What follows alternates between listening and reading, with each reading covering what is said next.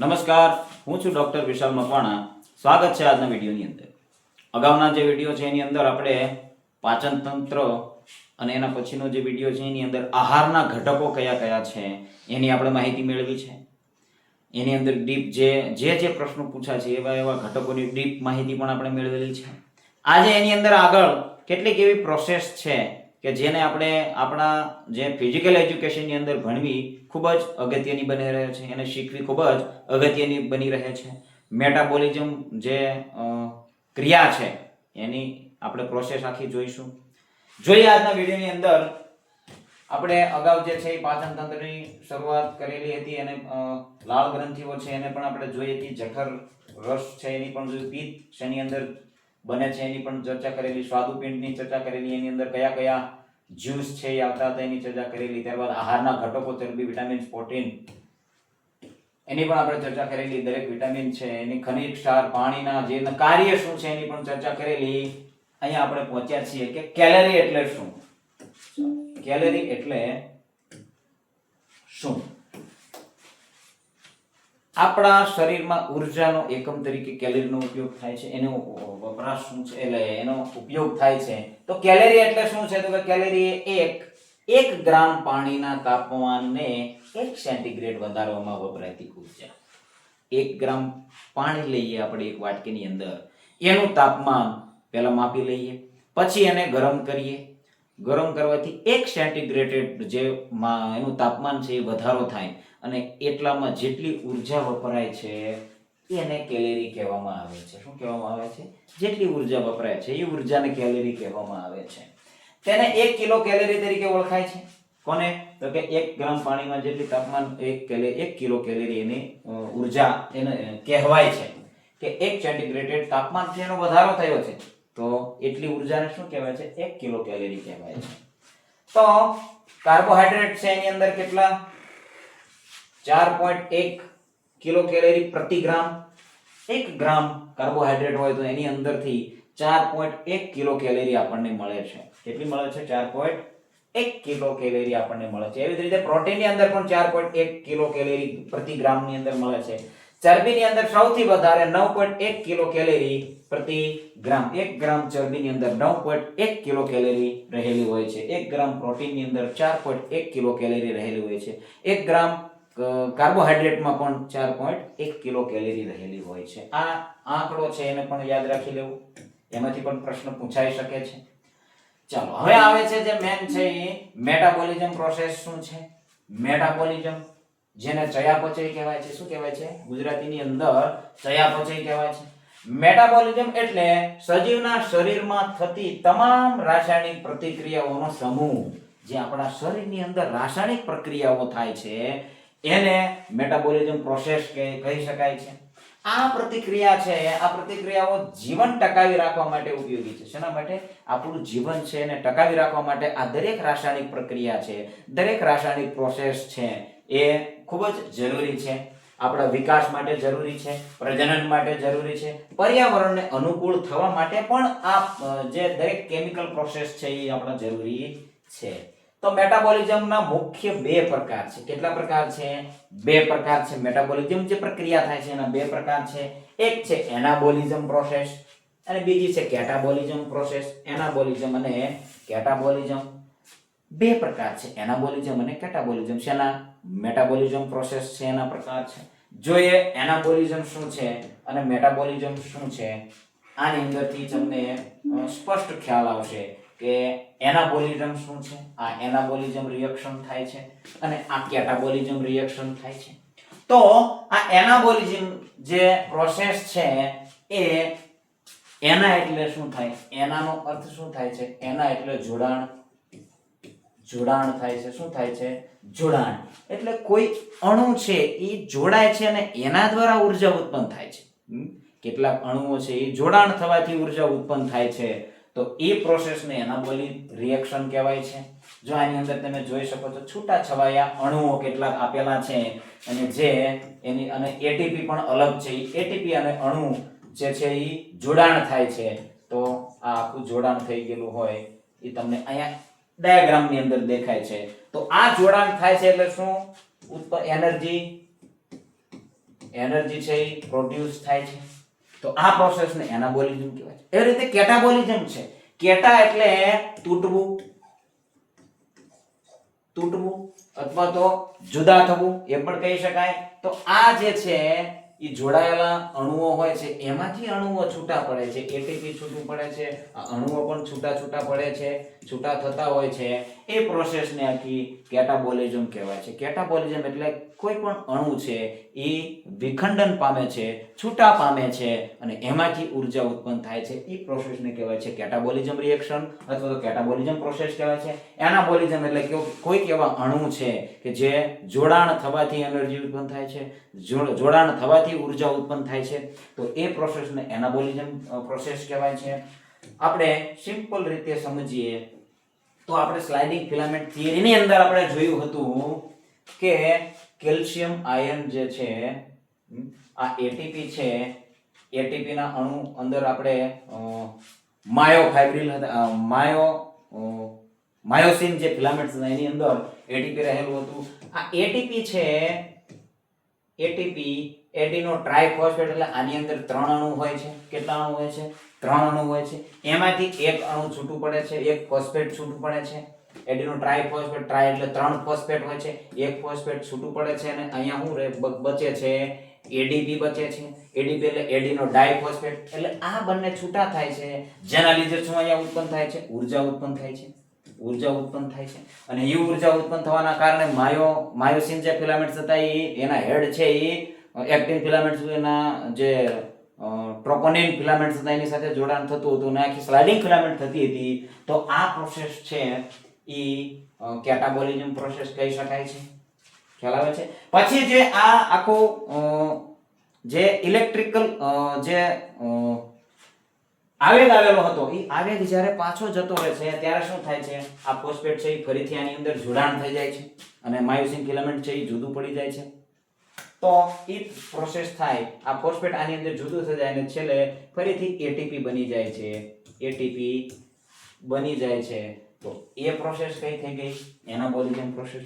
એટલે ટૂંકમાં જોડાણ થવું, કોઈ પણ એવા અણુઓ છે એનું જોડાણ થઈ અને ઉર્જા ઉત્પન્ન થતી હોય એને એનાબોલિઝમ પ્રોસેસ કહેવાય છે. અને કોઈ અણુ જોડાણેલા છે એમાંથી તૂટે છે, છૂટા પડે છે તો એને કેટાબોલિઝમ રિએક્શન અથવા તો પ્રોસેસ કહેવાય. તે સિમ્પલ વસ્તુ છે, એટલી તમે યાદ રાખી લેશો એટલે તમને યાદ રહી જશે. હવે એરોબિક્સ અને અનએરોબિક્સ સિસ્ટમ શું છે? એરોબિક્સ અને અનએરોબિક્સ શું છે એને પણ આપણે જોઈ લઈએ. ચાલો, એનો તફાવત આપેલો છે.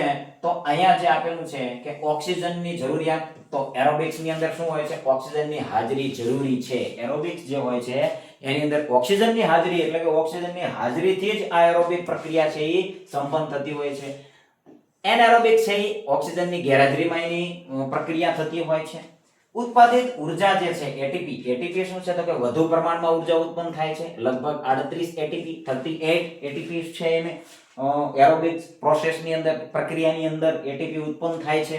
અને ઓછા પ્રમાણમાં એટલે કે એનએરોબિક પ્રોસેસ છે એની અંદર ઓછા પ્રમાણમાં ઉર્જા ઉત્પન્ન થાય છે. લગભગ 2 એટીપી જેટલો જે છે એની અંદર ઉર્જા ઉત્પન્ન થતી હોય છે. અંતિમ ઉત્પાદનો કયા હોય છે? કાર્બન ડાયોક્સાઇડ છેલ્લા ઉત્પાદનો હોય છે અને પાણી જે છે એ છેલ્લું ઉત્પાદન હોય છે. આની અંદર પ્રાણીઓ અને કેટલાક બેક્ટેરિયામાં લેક્ટિક એસિડ, કેટલાક બેક્ટેરિયા, પ્રાણીઓ અને કેટલાક બેક્ટેરિયા હોય છે એની અંદર લેક્ટિક એસિડ, ઈસ્ટ અને કેટલાક છોડમાં ઇથેનોલ અને CO2 આથમણ જે હોય છે એ છેલ્લો જે છે એ અંતિમ ઉત્પાદનો બચતા હોય છે. પ્રક્રિયાનું સ્થાન કઈ જગ્યાએ હોય છે? શરૂઆતમાં કોષરસમાં ગ્લાયકોલાઇસિસ પ્રક્રિયા થાય છે, પછી માઇટોકોન્ડ્રિયામાં થાય છે. ચલો, તો એરોબિક જે પ્રોસેસ છે એ ક્યાં થાય છે? શરૂઆતમાં ક્યાં થાય છે? કોષરસની અંદર થાય છે. પછી માઇટોકોન્ડ્રિયા, કોષની અંદર માઇટોકોન્ડ્રિયા હોય છે એની અંદર પ્રોસેસ થાય છે. અને આ જે છે અનએરોબિક છે એ માત્ર કોષરસમાં એની પ્રક્રિયા થતી હોય છે, જે ઓક્સિજન વિહીન પ્રોસેસ પણ કહી શકાય છે. પોષક દ્રવ્યોનું વિઘટન કઈ રીતે થાય છે? તો પોષક દ્રવ્યોનું સંપૂર્ણ વિઘટન થઈ જાય છે. ચલો, વિઘટનનું પ્રોસેસ શું હોય છે તો કે એરોબિક પ્રોસેસ છે એની અંદર સંપૂર્ણ વિઘટન, પોષક દ્રવ્યો હોય છે એનું સંપૂર્ણ વિઘટન થઈ જાય છે. અને જે અનએરોબિક પ્રોસેસ છે એની અંદર પોષક દ્રવ્યોનું અપૂર્ણ વિઘટન છે અથવા તો અધૂરું વિઘટન થતું હોય છે. તો આ એનો તફાવત છે. એરોબિક પ્રોસેસ છે અને અનએરોબિક પ્રોસેસ છે. હજી એને જરા જોઈ લઈએ. તો આની અંદર પણ તમે જોઈ શકો છો કે આ અનએરોબિક છે અને આ એરોબિક પ્રોસેસ છે. તો આમાં ગ્લુકોઝ છે એ રિએક્ટન્ટ્સ હોય છે અને આમાં ગ્લુકોઝ એન્ડ ઓક્સિજન, ગ્લુકોઝ કારણ કે આની સાથે એરોબિક એટલે એની અંદર ઓક્સિજન જોડાયેલું હશે, અનએરોબિક સાથે ઓક્સિજન હશે નહીં. ગ્લુકોઝ માત્ર ગ્લુકોઝ થી એ પ્રોસેસ થાય છે અને ગ્લુકોઝ પ્લસ ઓક્સિજન છે એના દ્વારા પ્રોસેસ થતી હોય છે. આ જે છે ઇનકમ્પ્લીટ પ્રોસેસ છે, આ કમ્પ્લીટ પ્રોસેસ છે. આની અંદર 2 ATP અને આની અંદર 36 થી 38 ATP પ્રોડ્યુસ થાય છે. એનિમલ લેક્ટિક એસિડ અને ઈસ્ટ એની અંદર CO2 અને ઇથેનોલ. આની અંદર શું છે તો કે પ્રોડક્ટ શું છે તો CO2 and H2O એટલે કે પાણી, CO2 એટલે કાર્બન ડાયોક્સાઇડ. લેક્ટિક લોકેશન ક્યાં હોય છે તો કે સાયટોપ્લાઝમ એટલે કે કોષરસ અને માઇટોકોન્ડ્રિયા એન્ડ માઇટોકોન્ડ્રિયા પહેલા શેની અંદર હોય છે સાયટોપ્લાઝમ ની અંદર હોય છે, પછી માઇટોકોન્ડ્રિયા ની અંદર એરોબિક રિએક્શન થતું હોય છે અને આ માત્ર સાયટોપ્લાઝમ ની અંદર થતું હોય છે, કોષરસ ની અંદર થતું હોય. સ્ટેજીસ તો કે ગ્લાયકોલાઇસિસ ફર્મેન્ટેશન હોય છે, ગ્લાયકોલાઇસિસ ફર્મેન્ટેશન હોય છે અને આમાં ગ્લાયકોલાઇસિસ લિંક રિએક્શન અને crabs cycle electron transport chain પણ હોય છે આની અંદર. એટલે ઘણી બધી પ્રોસેસ આની અંદર થતી હોય છે. એરોબિક પ્રોસેસ અને અનએરોબિક પ્રોસેસ શું છે એ તમને ખ્યાલ આવી જવો જોઈએ કે ઓક્સિજનની હાજરીમાં જે પ્રોસેસ થાય છે એ એરોબિક પ્રોસેસ છે, ઓક્સિજનની ગેરહાજરીમાં જે પ્રોસેસ થાય છે એ અનએરોબિક પ્રોસેસ છે. આ સામાન્ય તેની સમજૂતી છે. હવે જે છે એ પાચન તંત્રની અંદર કેવા પ્રકારના પ્રશ્નો જીસેટની એક્ઝામની અંદર પ્રીવિયસ પ્રશ્નપત્રો છે એની અંદર પૂછાણેલા છે એની ચર્ચા કરીએ. તો શરીરમાં ઉર્જાનો તત્કાલ સ્ત્રોત કયો છે? Immediate source of energy is ATP, carbohydrate, fat કે નન ઓફ અબોવ એટલે કે ઉપરનામાંથી કોઈ પણ નહીં. ATP તો આ તો સ્નાયુની અંદર હોય છે, સ્નાયુની અંદર હોય છે અને એમાં પણ માયોસિન ની અંદર હોય છે, માયોસિન ની અંદર હોય છે. કાર્બોહાઈડ્રેટ છે એ તાત્કાલિક સ્ત્રોત છે, આપણો જવાબ છે એ કાર્બોહાઈડ્રેટ બની રહેશે. ફેટ છે એની અંદર સૌથી વધારે એનર્જી હોય છે, સૌથી વધારે વધુ એનર્જી કેટલી 9.1 કિલો કેલેરી પ્રતિ ગ્રામ. 9.1. કાર્બોહાઈડ્રેટમાં 4.1, પ્રોટીનમાં પણ 4.1. યાદ રાખવાનું છે આ બધી જે છે એની અંદરથી પ્રશ્ન પૂછાઈ શકે છે. ચાલો નવો પ્રશ્ન છે, શરીરના નિર્માણમાં ઉપયોગી ઘટક કયું છે ભાઈ? ચાલો body is body building food કયું છે? તો વિટામિન્સ છે, કાર્બોહાઈડ્રેટ છે, પ્રોટીન છે કે મિનરલ છે? તો આપણે હમણાં જ જોયું કે પ્રોટીનને બોડી બિલ્ડિંગ ફૂડ તરીકે પણ કહેવામાં આવે છે, શરીરના નિર્માણમાં ઉપયોગી પણ કહેવામાં આવે છે. તો આ પ્રોટીન આવશે એની અંદર. ચાલો ત્યારબાદ વિટામિન્સ B1 છે એને શું કહેવામાં આવે છે? ચાલો B1 છે, B1 કયા નામથી ઓળખાય છે? તો કેલ્શિયમ, થાઇમિન, ફોસ્ફરસ કે પોટેશિયમ. આ જે પ્રશ્ન છે એની અંદરના વિકલ્પો તમે જોઈશો તો કેલ્શિયમ તો કે ખનિજ છે, થાઇમિન ફોસ્ફરસ ખનિજ છે, પોટેશિયમ ખનિજ છે. તો બાકી શું બચે છે? થાઇમિન. એટલે B1 ને શું કહેવામાં આવે છે? થાઇમિન કહેવામાં આવે છે. થાઇમાઇન પણ કહી શકાય, ગુજરાતીની અંદર થાઇમાઇન લખ્યું છે પણ થાઇમિન. ચલો diabetes is cause due to efficiency. શાની ખામીના કારણે મધુપ્રમેહ થાય છે? ચલો શેની ખામી? યકૃતની ખામી, હાર્ટની ખામી, પેન્ક્રિયાસની ખામી કે કિડનીની ખામીના લીધે ડાયાબિટીસ થાય છે. તો ઇન્સ્યુલિન નામનો જે દ્રવ્ય છે જે પેન્ક્રિયાસની અંદર ઉત્પન્ન થાય છે તો સ્વાદુપિંડ, જવાબ આવશે કે સ્વાદુપિંડના ખામીના કારણે મધુપ્રમેહ એટલે કે ડાયાબિટીસનો રોગ થાય છે. યાદ રાખવું. ચાલો પછી એક આ પ્રશ્ન પણ પૂછાયેલો છે કે ઉર્જાનો તરહીત સ્ત્રોત કયો છે? તરહીત શબ્દ કેવો વાપરે છે? તરહીત. ઇમિડિયેટ તો કયો હતો? કાર્બોહાઈડ્રેટ. ઇમિડિયેટ. તરહીત ગુજરાતીની અંદર તરહીત આ વળી શું નવાયું? પણ તાત્કાલિક. તરહીત એટલે કે તાત્કાલિક સોર્સ કયો છે? તો એવો પ્રશ્ન પૂછાયેલો છે. ટ્રિપ્સિન. ટ્રિપ્સિન શું છે? ચલો ભાઈ, ટ્રિપ્સિન શેનું પાચન કરે? ખાલી જગ્યાના પાચનમાં મદદ કરે છે. ટ્રિપ્સિન. 3 પોષક તત્વો આવ્યા હતા તો એમાઇલેઝ, ટ્રિપ્સિન અને લાઇપેઝ. આ 3 તત્વો આવ્યા હતા. એમાઇલેઝ જે છે એ કાર્બોહાઈડ્રેટ,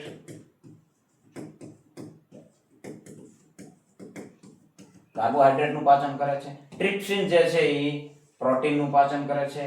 લાઇપેઝ જે છે એ ફેટ્સનું પાચન કરે છે. આ 3 છે એ શેનું પાચનમાં મદદરૂપ થાય છે એ તમારે યાદ રાખવાનું છે. પ્રશ્નો એની અંદરથી આવતા હોય છે તો ખૂબ જ અગત્યનું છે. ત્યારબાદ જે છે વિટામિન્સ અને ખનિજના કાર્યો શું છે? વિટામિન્સ અને ખનિજનું કાર્ય શું છે? જો આ રીતે પણ પ્રશ્ન પૂછાઈ જાય છે. બોડી બિલ્ડિંગ, રક્ષણાત્મક અને નિયમનકારી, ઉર્જા આપવાનું કાર્ય કરે છે. ઉપરયુક્તમાંથી કોઈ નહીં. તો વિટામિન્સ અને ખનિજ છે એ શું કરે છે?